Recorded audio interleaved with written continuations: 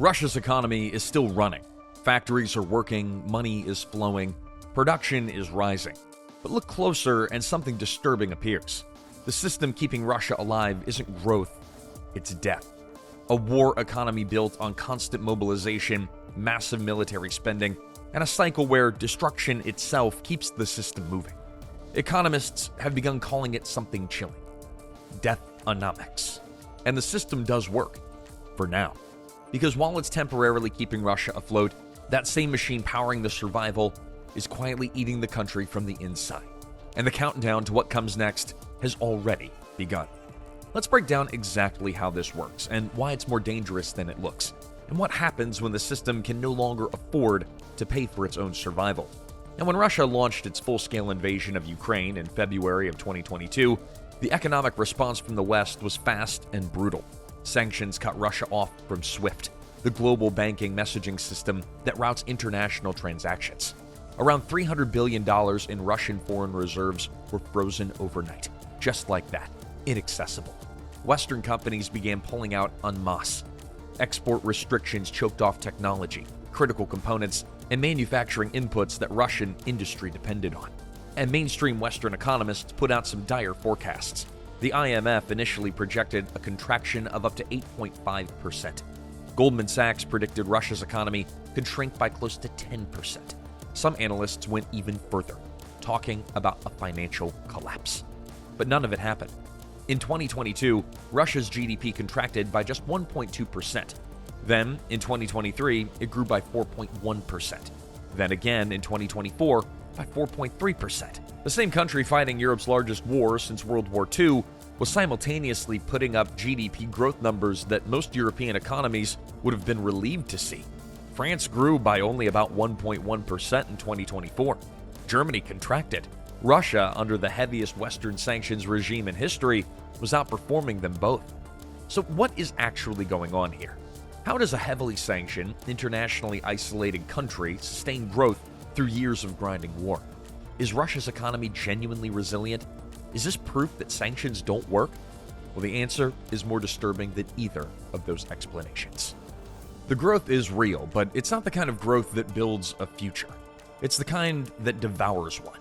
And the mechanism behind it has a name now. A name that tells you everything you need to know before we even explain it. To understand why, we need to understand what Russia's economy has actually become, and who exactly is paying the real price for it. By 2024, Russia's military spending hit an estimated $149 billion. That's 7.1% of GDP, according to SPRI, the Stockholm International Peace Research Institute. That figure represents a 38% increase from 2023, and is roughly double what Russia was spending on defense in 2015. In 2025, the planned total climbed again. SIPRI estimated 15.5 trillion rubles, or 7.2% of GDP. For context, the average NATO member spends about 2% of GDP on defense. Russia was spending more than 3 times that. In the middle of a war with a GDP a fraction of the size of the United States. However, Germany's BND reported on February 4th that Russia's 2025 military spending was actually $282 billion higher than the Kremlin claimed, equivalent to 10% of Russia's GDP. This far exceeds SIPRI's estimate of $187 billion. Military expenditure can now account for about half of all Russian government spending, as reported by The Telegraph. But here's a detail that should make you uncomfortable. Approximately 80% of Russia's national defense budget line is now classified. The Kremlin has progressively stripped fiscal transparency from the very spending category that matters most. We can estimate, but we can't verify. And estimates, well, they suggest the true total, including war-related spending running through social support and regional budgets, is larger than even the official figure. The reason all of this matters for GDP is a technical but important point. National accounts, the system economists use to measure output, include government consumption and investment, military procurement, defense contracts, ammunition factories running at capacity. It all counts as economic activity. As Simon Kuznets, one of the architects of modern GDP measurements, warned as far back as 1934, the welfare of a nation can scarcely be inferred from a measurement of national income. an economy producing goods designed to be consumed violently can still record growth on paper, and Russia is living proof of that warning. The World Bank puts it plainly. Manufacturing growth was concentrated in military-related and import-substituting industries, while mining contracted. The civilian economy didn't drive the recovery, the war did. And now the two sides of Russia's economy look very different from each other. Defense factories running double shifts, flush with state contracts. Consumer industries struggling to find workers, access credit, or plan beyond the next quarter. But here's where Deathonomics gets its name, and where this story becomes genuinely disturbing. It isn't about factories producing shells. It's how Russia solved the most fundamental problem any war economy faces: finding enough people willing to go to the front line. And then how it turned the solution into a self-sustaining economic system. Think about what the Kremlin needed from 2022 onward: an enormous continuous flow of soldiers willing to sign contracts to fight in Ukraine. Not mass conscripts pulled in by decree, those come with enormous political risk. Middle-class urban families protesting in the streets. Images of frightened young men being dragged into buses going viral. The kind of visible, broad-based backlash that shakes governments. What Russia needed were volunteers. And to attract volunteers for a war where casualty rates are catastrophic, NATO estimates have put Russian losses at close to 1,000 troops per day at peak intensity. You need to make it financially impossible to refuse. So Russia built a market for human risk. And it works like any market. Price adjusts to demand. In late 2022, signing bonuses for new combat contracts hovered around 50,000 to 195,000 rubles. Within a year, they had climbed past 1 million in competitive regions. By early 2025, Samara Oblast was offering 3.6 million rubles per recruit. The federal baseline payment is 400,000 rubles, about $4,500. The monthly combat salary for a contract soldier stands at roughly 210,000 rubles, more than double the average Russian wage.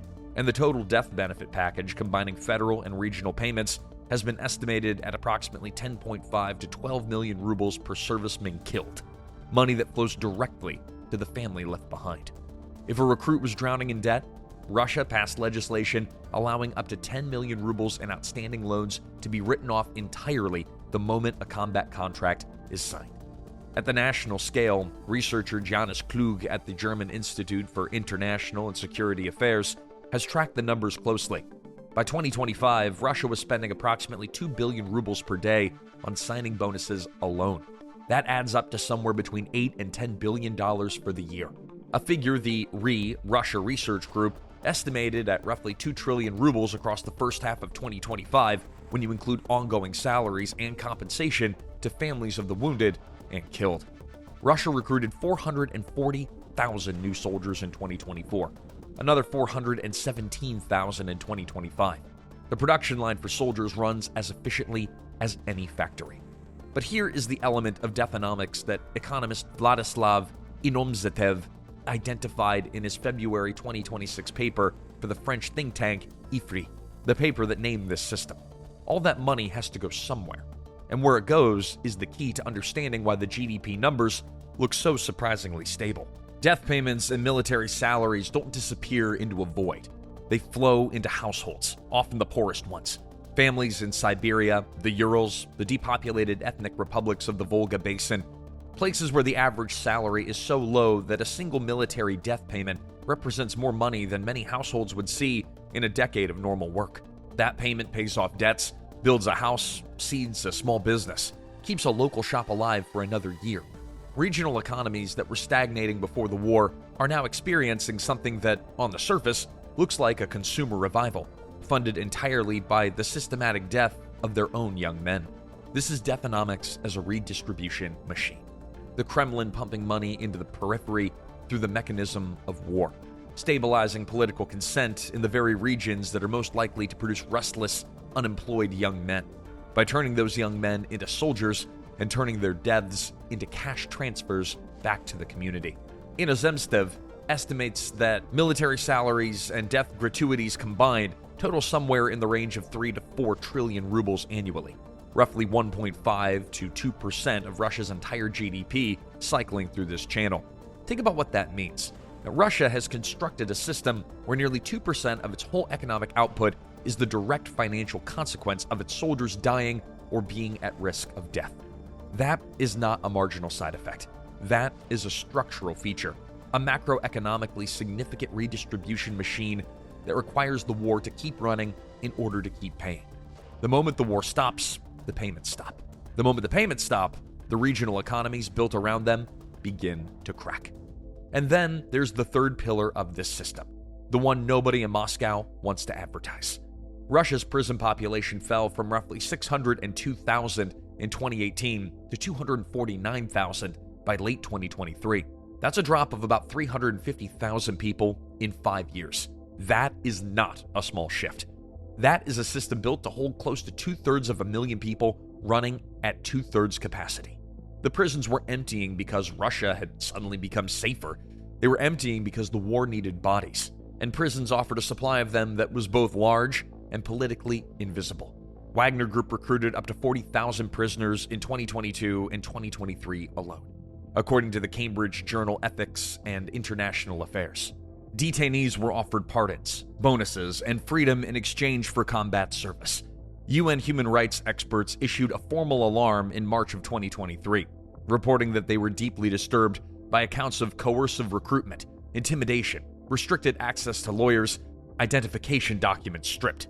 The Russian military later copied the model, drawing from prisons directly to bolster troop numbers without triggering the political backlash that comes from drafting civilians. The brutal logic is this: prisoners have limited political voice. Their disappearance generates minimal public friction. Their participation can be labeled voluntary, and their deaths, tragic as they are, register as little more than a rounding error in Russia's official casualty accounting. If you've been following this channel and you want more of this kind of analysis, the real story behind the headlines, then hit subscribe right now.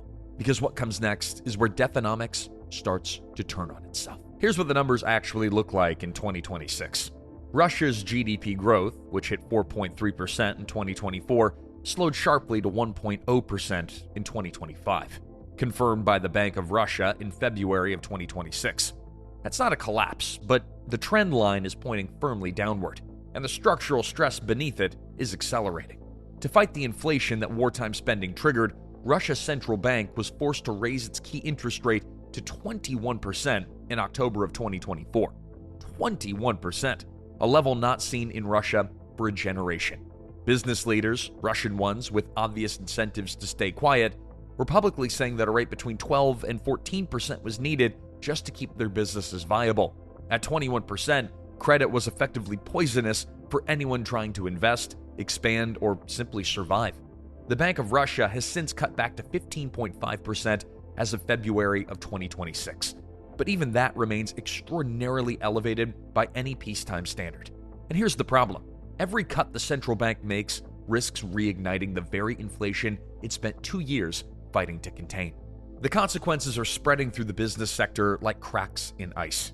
According to Russia's own government-aligned Center for Macroeconomic Analysis and Short-Term Forecasting, more than 20% of Russian manufacturing companies are now paying interest costs equal to over 2/3 of their pre-tax profits.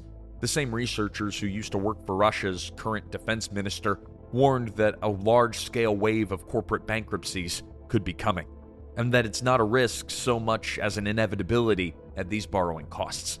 Non-performing loans and consumer credit rose to 12.9% in the first 10 months of 2025, according to the World Bank. Credit is tightening precisely when businesses most need it to survive. Entire sectors of the civilian economy are slowly suffocating under the weight of a monetary policy that exists solely because the war made it necessary. January of 2026 delivered the Kremlin a brutal preview of what this trajectory looks like at full speed. In that single month, Russia's budget deficit reached nearly half of its entire full-year 2026 target. Oil and gas revenues, Russia's primary financial lifeline, halved in January of 2026 compared to January of 2025. Hammered by lower global prices, a stronger ruble, and continued sanctions pressure on Russian crude, the revenue engine that funded Deathonomics is sputtering. And this brings us to the financial cushion that was supposed to prevent exactly this scenario. Russia's National Wealth Fund, the sovereign wealth buffer built over decades of oil windfall profits, held approximately $113.5 billion in liquid assets before the invasion. That was the firewall, the reserve that would absorb economic shocks and keep the Russian state solvent no matter what external pressures hit. As of December of 2025, liquid assets had fallen to around $54 billion, down more than half in under 4 years. And the rate of drawdown is accelerating, not slowing. Russian economists at RENEPA and the Gaidar Institute, government-affiliated research institutions, not Western critics, warned in mid-2025 that the liquid portion of the fund could be fully depleted by 2026 if oil prices remain depressed. Analysis from Russia estimated that the Kremlin had reserves to cover the budget until roughly mid-2026 before facing a binary choice: borrow domestically at punishing rates or print money. Russia hasn't funded a war by printing money since the 90s. Putin has spent 25 years building a reputation for fiscal conservatism, specifically to avoid returning to that reality. But here's the trap that nobody inside the Kremlin can afford to say out loud. Deathonomics cannot simply be switched off. Enormous portions of employment, regional revenue, and household income are now structurally tied to military spending continuing at wartime levels. Regional governments ran a collective historic budget deficit of 1.5 trillion rubles in 2025, according to researchers who tracked the data, largely because they were funding recruitment bonuses from their own coffers. Some small regions were allocating over 10% of their entire budgets to signing bonuses alone. Mari El, one of Russia's poorest republics, was paying 2.6 million rubles per recruit in 2025, with bonuses consuming more of its budget than the entire healthcare system. When several regions tried to cut bonuses in late 2025 after simply running out of money, they were quietly forced to reinstate them weeks into the new year. The system has its own momentum now, its own political gravity. Defense factories would face collapsing order books virtually overnight. Regions dependent on military money would face sudden fiscal crisis with no replacement income in sight. Hundreds of thousands of soldiers returning home would find a civilian labor market that's been starved of investment for 4 years, a market that cannot match combat pay and cannot absorb that many workers at once. The economic dislocations of peace inside this system could be as destabilizing as the economic dislocations of war. For a leadership that has staked its legitimacy on wartime stability, that is an existential problem without an obvious solution. And every year the war continues, the civilian economy gets a little hollower. Every skilled engineer running an ammunition factory is an engineer not building civilian technology. Every young man from an already aging, already depopulated rural region who dies in Ukraine, well, that's a demographic loss that region will feel for decades. Russia's brain drain since 2022, hundreds of thousands of educated professionals who left rather than face mobilization, has permanently stripped technical expertise from industries that were already struggling. The people who leave don't come back. The people who die don't come back either. And the system that paid to send them both keeps recording that as economic activity. Russia built an economy powered by the monetization of human life, signing bonuses for risk, salaries for service, death payments for loss. A system where the single most financially transformative event available to a poor Russian household is the killing of its wage earner in a foreign country. The factories hum, the GDP numbers hold, the war grinds on, and the reserves drain, 1 billion at a time. But look at the trajectory. GDP growth falling from 4.3% to 1.0% in a single year. A key interest rate that had to be raised to 21% to stop an economy overheating from war spending. A sovereign wealth fund that's lost more than half of its value in 4 years. A January 2026 budget so badly off target, it consumed nearly half of the full year deficit allowance in a single month. March oil and gas revenues expected to fall 52% year on year. Each of these, on its own, is manageable, but together, they form a picture of a system running out of runway. Systems like this do not collapse the way that people expect, not with a single visible breaking point.